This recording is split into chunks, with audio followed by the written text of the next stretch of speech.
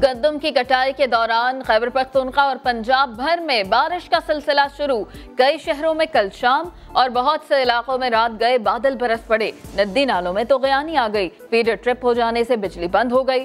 शहरियों को सहरी में सख्त मुश्किलात का सामना करना पड़ा। गली मोहल्लों में पानी जमा। लाड़काना में पुलिस का खौफ, 13 साला लड़के की जान ले गया। लवाहिकीन कहते हैं अहलकारों ने डंडे मारे, लड़का गिरा और जान से गया। पुलिस के मुताबिक सर पर चोट लगने से लड़के की जान गई। कराची डिफेंस फेज 2 में पुलिस ने लॉकडाउन की खिलाफ वर्जी पर 8 अफराद को गिरफ्तार कर लिया।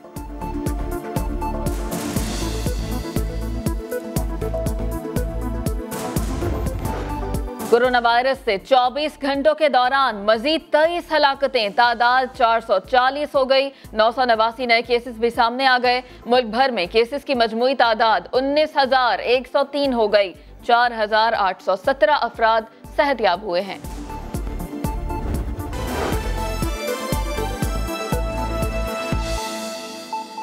पेट्रोल महंगा होता है तो मुश्किल, अब सस्ता हो गया तो दोहरी मुश्किल। डीलर्स की होशियारी उनके गले पड़ गई, क्योंकि रेट कम होने की इतलात पर कम मिकदार में जखीरा किया गया पेट्रोल खत्म हो चुका है। डीलर्स एसोसिएशन ने खतरे की घंटी बजा दी।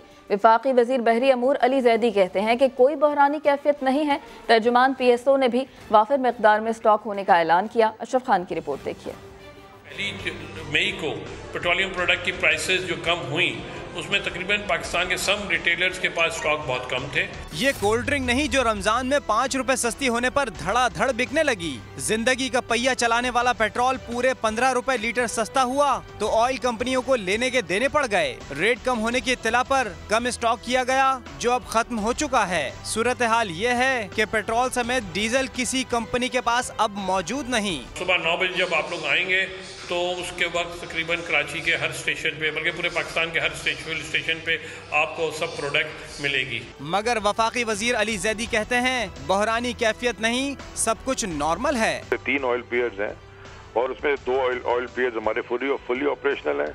जो भी मिनिस्ट्री ऑफ पेट्रोलियम का या जो OMCs हैं, जो भी तेल आ रहा है वो हम अच्छी तरह उसको मतलब हैंडल कर रहे हैं। कोई हमारे पास ना जहाज का बैकलॉग है ना ऐसा कुछ हमने सुना है ट्रांसपोर्टेशन। सोने पे सुहागा ये कि पेट्रोलियम मसनूआत सस्ती होने के बाद CNG सारिफीन भी अब पेट्रोल भरवाने लगे, जिससे तलब मजीद बढ़ गई। ऐसे में all Pakistan petroleum dealers association ने 5 बजे के बाद भी फ्यूल सप्लाई जारी रखने का मुतालबा कर दिया। हमारे स्टेशन ड्राई हो गए। आज के भी जो लोड थे वो हमें नहीं मिले। लिहाजा सिंध गवर्नमेंट से और फेडरल गवर्नमेंट से ये अपील है कि वो लॉकडाउन के बाद भी ऑयल टैंकर्स को पेट्रोल स्टेशंस पे सप्लाई देने दें, वरना ये मामला बहुत ख़राब हो जाएगा। डीलर्स एसोसिएशन ने खबरदार किया कि अगर लॉकडाउन के बाद ऑयल टैंकर्स को सप्लाई की इजाज़त न दी गई तो सूरत हाल मजीद खराब हो जाएगी। दूसरी जानिब तर्जुमान PSO ने तरदीद करते हुए कहा कि मुल्क भर में फ्यूल की सप्लाई बिला तातुल जारी है। PSO के पास वाफिर स्टॉक मौजूद है। अशरफ खान, समा, कराची। वज़ीर आला पंजाब का कहना है कि पंजाब के 6 अजला में स्मार्ट सैम्पलिंग शुरू होगी। चंद इदारों को फोकस करके सैंपल इकट्ठे किए जाएंगे। कम्युनिटी में इसके फैलाव का जायजा लिया जाएगा। इब्तदाई तौर पर 6 अजला में स्मार्ट सैम्पलिंग का आगाज़ कर रहे हैं। इन अजला में लाहौर, रावलपिंडी, मुल्तान, गुजरांवाला, गुजरात और फैसलाबाद शामिल हैं। स्मार्ट सैम्पलिंग प्लान के तहत गैर महफूज तबकात को मुख्तलिफ कैटेगरीज में तकसीम किया गया है। नंबर 1, मीडिया हाउसेस, कानून नाफिज करने वाले एहलकार, इंतज़ामी अफसरान के दफातर, हेल्थ वर्कर्स, TB और एड्स के मरीज़, हस्पतालों में ज़ेर इलाज हामला ख़वातीन और जेलों में बंद कैदी। हम इन कैटेगरीज़ में बड़े पैमाने पर सैम्पलिंग करके कम्युनिटी को कोरोना वायरस के फैलाव का जायज़ा लेंगे।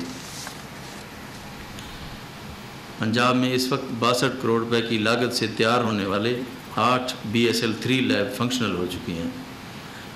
हम कल से इंशाअल्लाह रोज़ाना की बुनियाद पर 6000 टेस्ट कर सकेंगे। हमारे पास इस वक्त corona test kits, PPE kits और बेड्स की कोई कमी नहीं है। और जमात इस्लामी ताजरों की हिमायत में मैदान में आ गई। सिंध हुकूमत को धमकी दी कि पीर तक कारोबार की इजाज़त न मिलने पर एहतजाज किया जाएगा। अमीर जमात इस्लामी कराची नईमुर रहमान कहते हैं सूबाई हुकूमत रिलीफ फराहम करने में नाकाम हो चुकी। खुर्शीद आलम की रिपोर्ट देखिए। ऑनलाइन कारोबार करने की इजाज़त मजाक है। हुकूमत ताजरों, ट्रांसपोर्टर्स और मजदूरों का मुआशी कत्ल ना करे। जमात इस्लामी के तहत इज्तिमा में ताजरों ने अपने मुतालबात पेश कर दिए। जमात इस्लामी कराची के अमीर ने भी हिमायत करते हुए हुकूमत को अल्टीमेटम दे दिया। पीर तक जो है वो 48 घंटे के अंदर ये मार्केटें खुलनी चाहिए। देखिए सीधी बात है, तंग आमद बजंग आमद। आप सारे रास्ते बंद कर देंगे तो सिवाय इसके कि कोई दूसरा रास्ता नहीं कि लोग एहतजाज करें, और जमात इस्लामी के पास भी कोई दूसरा रास्ता नहीं है कि हम इस एहतजाज की हिमायत करें। हाफिज नईमुर रहमान ने मुस्तहकीन तक राशन ना पहुंचाने पर भी सिंध सरकार पर कड़ी तनकीद की। जो डीसीज के जरिए से राशन आया, 1-2 डीसीज के अलावा, वहाँ पर भी एक सवालात मौजूद हैं कि वो आया कहाँ और गया कहाँ। ताजिर रहनुमाओं का कहना था कि वो काबिल अमल SOPs पर अमल के लिए तैयार हैं। हुकूमत उनका कारोबार चलने दे। कैमरामैन मरगूब हुसैन के साथ खुर्शीद आलम, समा, कराची। हुकूमत ने इजाज़त नहीं भी दी तो 10 मई से दुकानें खोल देंगे। लाहौर के ताजिरों ने भी ऐलान कर दिया। पंजाब के वज़ीर इत्तलात फयाजुल हसन चौहान कहते हैं कि ताजिरों को जल्द रिलीफ देने के लिए पुरअज़्म है। सिर्फ वो कारोबार मुतासिर होंगे जहां मजमा लगता हो। ताजरों के लिए लॉकडाउन नाकाबिले बर्दाश्त हो गया। लाहौर चैम्बर ऑफ कॉमर्स में 100 से जायद मार्केटों और अंजुमन ताजरान की अहम बैठक। ताजिर रहनुमाओं ने 9 मई से हिफाजती इकदामात के साथ कारोबार की इजाज़त मांग ली। नईम मीर कहते हैं कारोबारी तबके को मजीद नुकसान नहीं होने देंगे। 9 मई को अगर इस लॉकडाउन को हुकूमत अज खुद खत्म करने का ऐलान नहीं करती तो 10 तारीख को हम अपनी दुकानें खोलने जा रहे हैं। इस वक्त हमारे तमाम पाकिस्तान के बड़े चैम्बर जो हैं उनसे राब्ते जारी हैं। हम तमाम ताजिर क़यादत को यकसू करेंगे कि 10 तारीख को पूरे मुल्क में कारोबार को खोल दिया जाए। पंजाब के वजीर इत्तलात फयाज चौहान कहते हैं हुकूमत ताजिरों के मसाइल से बखूबी वाकिफ है और उन्हें रिलीफ देने के लिए कोशा है। वज़ीर आला पंजाब सरदार उस्मान बुज़दार साहब ताजिरों के और तिजारत के जितने शोबे हैं उनसे राब्ते में है, उनसे ऑन बोर्ड है और उम्मीद है कि मंडे तक जो है वो अच्छा खासा रिलीफ तिजारती अफराद को जो है ना वो मिलेगा इंशाल्लाह। वो कारोबार इससे अभी फिलहाल इफेक्ट रहेंगे जहाँ पे मजमा होगा। सूबाई वजीर ने वाज़ेह कर दिया कि वायरस के फैलाव को रोकने के लिए इक़दामात को यकीनी बनाया जाएगा। उम्मीद है ताजिर बरादरी इस सिलसिले में ताउन करें। कराची के हेयर ड्रेसर्स ने भी दुकानें खोलने की इजाज़त मांग ली। कहते हैं घर बैठे बैठे तंग आ गए। SOPs के तहत काम के लिए तैयार हैं। सऊद बिन मुर्तज़ा की रिपोर्ट देखिए।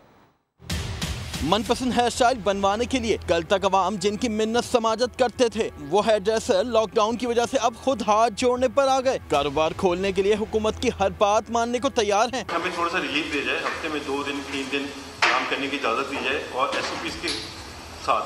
अगर आप समझते कि हम SOPs पे हम अमल नहीं कर सकते तो आप बंद कर दें, हमें कोई इतराज़ नहीं है। हेयर ड्रेसर्स का कहना था कि तमाम शोबों को जब इजाज़त मिल सकती है तो हमें क्यों नहीं। SOPs पर अमल ना करें तो हुकूमत एक्शन ले। मैं आपको वीडियो सुनने के लिए मैंने आपको शीट अपने अप्लाई करा, इसको हम पहले डिसइंफेक्ट करेंगे। हर क्लाइंट के ऊपर आपने एक ही शीट इस्तेमाल करनी है, वो शीट दोबारा इस्तेमाल नहीं होगी। कोई कितना ही बड़ा क्यों ना हो उसे हजाम के सामने सर झुकाना ही पड़ता है, लेकिन मौजूदा हालात ने खुद बार्बर को सर झुकाने पर मजबूर कर दिया है। हुकूमत को चाहिए उन पर भी जल्द नजर करम करे। कैमरामैन मजहर के साथ सऊद बिन मुर्तज़ा, समा, कराची।